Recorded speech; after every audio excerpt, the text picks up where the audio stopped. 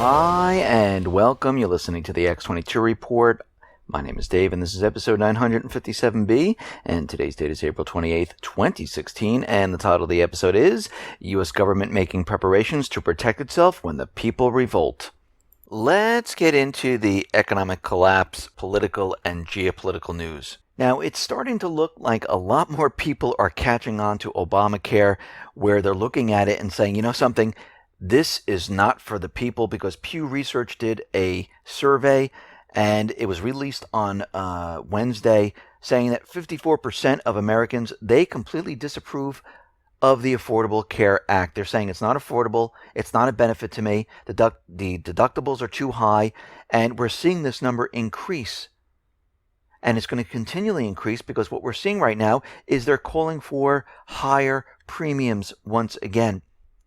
And eventually what's going to happen, the people are going to say, enough's enough, we can't have this. This is not affordable, this is not good for the people. And guess what? It really isn't. Now, the House of Representatives, they approved a bill. And this bill, which is the Email Privacy Act, HB 699, it closes a loophole in the 1986 Electronic Communication Privacy Act that allows emails to be accessed by law enforcement with only a subpoena to the company storing them, not a warrant. So they had to come up with a new bill, which the House of Representatives voted on, and it passed. But the question I have, this information, no matter where it is, if it's kept with a company, if it's kept in your home, is your private information. Why do we need more laws? Don't we have one already? It's called the Fourth Amendment. The Fourth Amendment says they need a warrant to look and search through your private information. Plain and simple. I mean, think about it. If you had a piece of paper in a locked box, or you had a flash drive in a locked box, can they just get a subpoena and look at it? No, they need a warrant. If it is in a bank, in a vault, in your safety deposit box, what do they need? That's right, a warrant. So why is this any different? It shouldn't be. But we can see right now that our Congress people, the government employees there, they're just, no one is referring back to the rights of the people. Now, we all have to protect ourselves. We can't depend on all these ridiculous laws, because if they need another law on top of another law on top of another law, when we already have a law and they're not even following that law, what's the use? So each and every one needs to protect their information. Now, if you were writing personal information on a piece of paper, or you had personal documentation, what would you do with it? You would lock it up in some type of safe, in some type of box. You would have a key, because it's your personal information. It's valuable. If you have personal information in email or in electronic form, what do? Well, if you have a flash drive, you can lock it up in a safe or in a box with a key. Or if it's email, you need to use encryption. If you don't want people spying on you, shield your phone. You can use a product like blockitpocket.com. They have these little sleeves. You can slide your phone into it. You can slide your credit cards in it. You know, the ones that have the little chips so nobody can scan you as you walk by. You can do all of these things to protect yourself. I don't know why we need more and more laws. It's getting out of hand. We should refer to what the Founding Fathers did. They did it on purpose, because they knew governments become tyrannical. Governments become out of control. Governments like to spy on people. They knew this. Now, was it yesterday or the day before, we mentioned the NDAA, and we mentioned one of the amendments was to include women in the draft. And it looks like Congress now voted that yes, they're going to add this, where every woman will need to register with the selected service to be drafted at a later time. And they're opening up the armed forces to women in combat roles. And we see right now that they're not doing this because, oh, it's equal rights for men and women. I have no problem with equal rights for men and women. I have daughters. I believe they're equal to every single man. They can do everything that a man can do. And what I see happening is that when we get into war, I believe they want all Americans ready to go for the draft. Because we have to remember something very important. This war will be fought on American soil. People say, well, how? How can that be? Remember, today, the weaponry, very, very different than the weaponry of World War II, World War I. Today, there are missile systems, hypersonic missile systems, ballistic missile systems that can reach the U.S. Countries do have the ability to fly planes without being detected and drop armed forces onto U.S. soil. They have the ability to sneak up under the water without being detected. So when people say, oh, this world war is going to be fought in Europe, it's going to be fought everywhere. And they realize this, and they need every single American involved in this. Just like in Europe, when it's fought on their land, it's going to be a disaster. But the central bankers don't care. This is a risk they're willing to take. The risk of the people they're willing to take. They'll go hide in their bunkers until it's all over. Now, the U.S. is suspecting that North Korea fired another mid-range missile. Now, there's no clear evidence that they actually did this. We're getting this information out of South Korea once again. We're getting information from the U.S., but there's no real confirmation. They're saying it was a second attempt. And what they're doing is they're building up the idea that North Korea will have the ability to reach the United States, that they are a major, major threat. Now remember, North Korea wanted to sit down with the U.S. and talk about what is going on here, because they realize that they will not survive this. It will be a complete disaster for them. Not for China, not for Russia, but yes, for North Korea. And all the sanctions the U.S. placed on North Korea, well, guess what? It doesn't work. Even Obama said sanctions don't work when they remove the sanctions on Cuba, but they keep placing sanctions on different countries. Think about it. North Korea has been sanctioned 5 times by the UN. Resolution 1718, 2006. Resolution 1874, 2009. Resolution 2087 in the year 2013. Resolution 2094 in the year 2013. Resolution 2270 in the year 2016.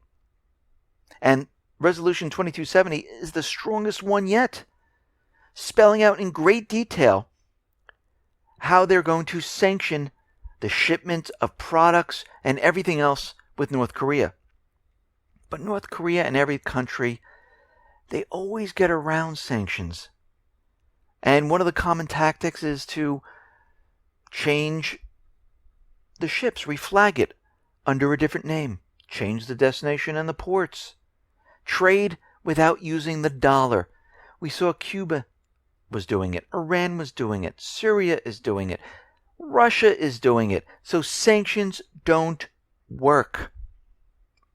Now, out in Ukraine, it looks like the U.S. Department of State Deputy Spokesperson, Mark Toner, is trying to convince the world that Ukraine implemented most of the Minsk agreement terms, and Russia and the southeastern people, they failed to take the same steps. And when you really look at this, actually the opposite has happened.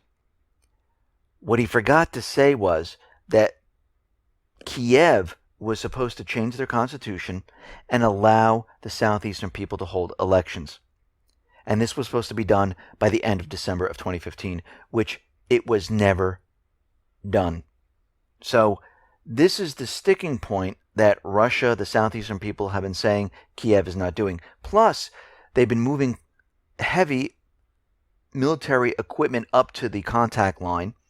And we can see that a lot of this propaganda that's coming out right now is to convince the world that Kiev is abiding by the Minsk II ceasefire agreement, and the southeastern people are not. Now, the question is, why are they building this up once again? Well, they want the entire country, but why? Because recently they discovered a huge amount of oil and gas in the Kharkiv region. And we know that Donetsk and Lugansk, in those regions, they have a lot of oil and gas in those regions. And they want these areas back. They want the entire area. And it looks like at this point, things are rapidly falling apart. And it looks like they're pushing for a major offensive. Now, in the South China Sea, China is out there saying, listen, we see what the U.S. is doing here. They're trying to provoke us. And you know what we're going to do since the U.S. doesn't even belong in this area? It's none of these countries are part of the U.S. We're going to do the following. We're going to have talks with all the countries that have a problem with us in the South China Sea. China will work with Southeast Asian nations to make the South China Sea a region of peace and friendship and cooperation. And we do not want the United States involved in this because there's no reason for them to even be here. And they're absolutely right. There is no reason for the U.S. to be in this area pushing the idea on China. If the surrounding countries have a problem, it would be those countries that should talk to China. So China at this point is trying to tamp this down by excluding the U.S. and talking to the other nations, which should have been done in the first place. But the U.S. doesn't want this done. They want to continually push and push and push until they get something started there. Now, France and a lot of European countries are saying, you know something? These sanctions against Russia are hurting us more so than they're hurting Russia. And French MPs, they have voted in favor of a resolution to lift the EU-imposed sanctions that were slapped on Russia. And 55 members of the French National Assembly have supported the resolution calling on the government not to extend the sanctions imposed on Russia by the EU. 44 voted against and 2 abstained. So it looks like France is making a move. Of course, the United States is not going to like this. And if other countries follow, the United States is definitely not going to like this whatsoever.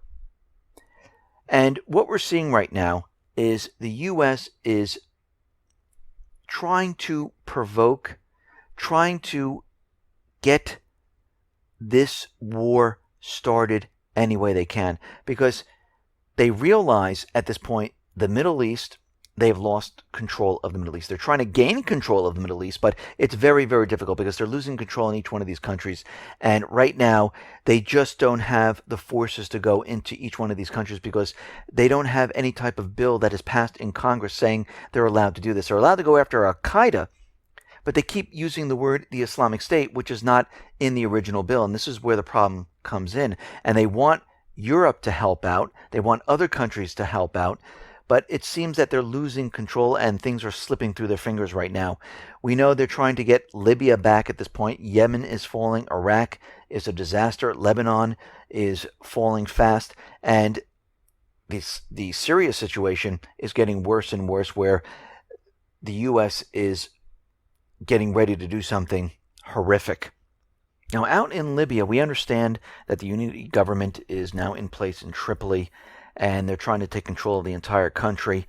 And the other governments in Libya, the rival governments, they've been pushed out, and they were trying to sell oil, not going through Tripoli, just like the U.S. was doing when they didn't have the government in Tripoli, but no one was buying the oil.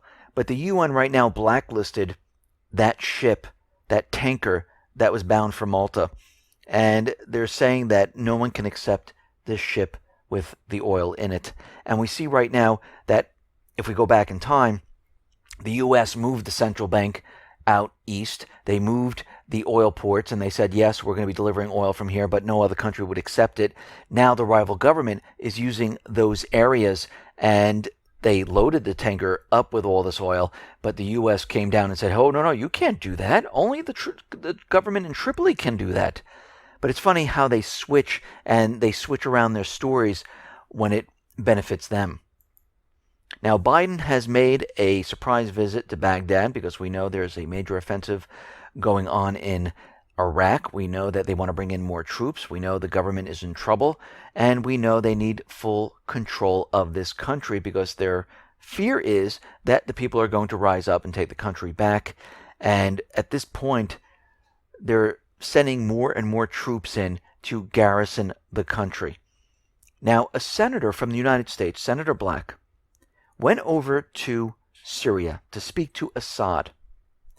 And he is saying that he has been misinformed.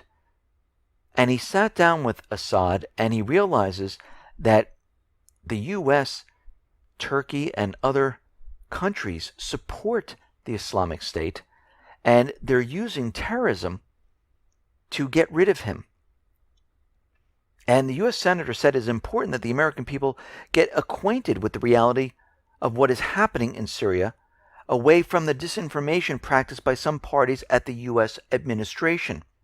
So we do have a congressman out there trying to get the word out that, yes, we have been misinformed about this, and most likely, as we've been reporting, everything else.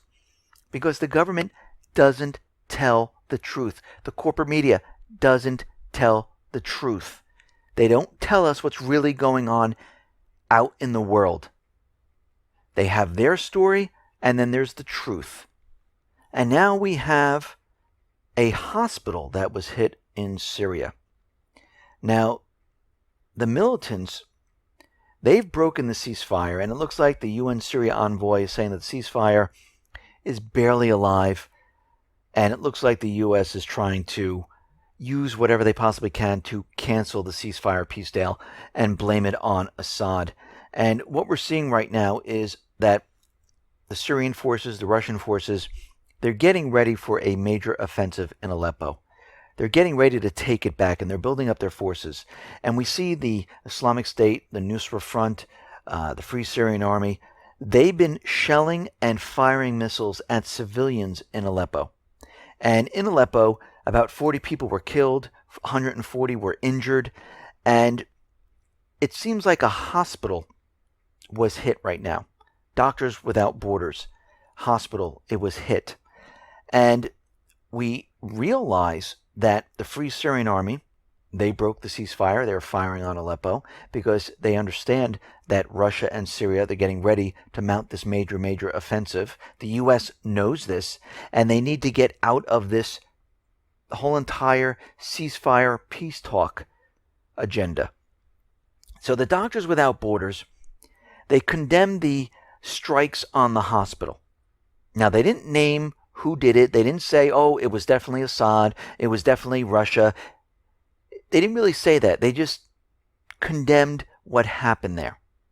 But of course, the U.S. came out with the propaganda and said, it was Assad, it was Assad, it was Assad. The ceasefire talks are off. But when you look, you see that the Free Syrian Army, the terrorists, they were firing on the civilians in that area. And of course, the United States is out there saying, this is horrific, this is unbelievable. Well, didn't the U.S. just do this in Yemen with Saudi Arabia? Didn't they just do it with in Afghanistan? First they tried to deny it, then there was proof and they had to admit to it. And most likely, it was the Free Syrian Army and the terrorists once again, and they're using this to get out of the ceasefire and peace talks. Now, we see that the base, the military base in Qatar that Turkey is building, well, guess what? It's a multi-purpose military base for its Air Force, and it will house about 3,000 soldiers, and it is now operational. And we can see right now that they have a base there, they have a base in Cyprus, And we can see at this point, all of this is being readied for this upcoming war. Now, Germany, very interestingly, is spending about $65 million to upgrade a new military base, air base, at Turkey's Incirlik Air Base. And it should be finished by the summer of 2017. It will house about 400 German soldiers, a fully equipped command and control post, and facilities for a full wing of Tornado fighters and Airbus tankers. So we can see at this point that military assets, the building of bases, troops being moved into different locations, all of this is being done for what is coming. And that is war. And we see that the U.S. is looking at placing intermediate range missiles, because back in 2014, back in 2015, they were saying that Russia violated the INF Treaty. Russia rejected this, but the U.S. Department is using this, saying, well, since they violated it, guess what? We can now put in intermediate range missiles, and Russia can't say anything about it because they violated the INF agreement. Now, they use this, so they have the ability to do this. And we see right now, all of this is building up at this point. Now, Ashton, Carter, Obama, they're trying to explain away why the 250 U.S. soldiers are in northern Syria without the permission of the Syrian government. Again, this is an invasion. Soldiers are now in a sovereign country without the permission of the government. But they're out there explaining that, well, the troops are going to be there in northeastern Syria, and they're going to serve as a hub to incorporate partner special forces from both European and Gulf partners. What they're doing right now is they're trying to explain away why all these forces are coming into Syria. Now, of course, their ultimate goal is to deploy troops into Syria. Now, they're saying they're doing this to retake Raqqa from the Islamic State, and what I think what they're really doing is they're bringing all these troops to garrison that area, move the Islamic State out of there so Russia and Syria don't have the ability to fire upon Raqqa. And they're going to say, no, we've done it. We have our troops there. The Free Syrian Army's there. And guess what? You can't touch this area. And I think this is exactly what they're doing. Now, very interestingly, yesterday we talked about how the White House was locked down for the second time. Someone threw something over the fence. We know in the past people have jumped over the fence and they place spikes on the fence. They set up a buffer zone, which is 5 feet out from the fence. And we're starting to see that after each one of these incidents, they do something else. And right now, what they're planning to do is they're planning to raise the height of the White House fence, security fence, by 5 feet. 5 feet. Now the question is, why are they doing this? Are they really protecting the president from fence jumpers? Are they placing the spikes on top to protect the president against fence jumpers and people throwing things over the fence? Or is the fence going to be so high and so reinforced it's to protect him against the people that are revolting against the government? We're seeing at this point that government buildings are getting more soldiers, more police. They're putting up barricades. They're raising fences.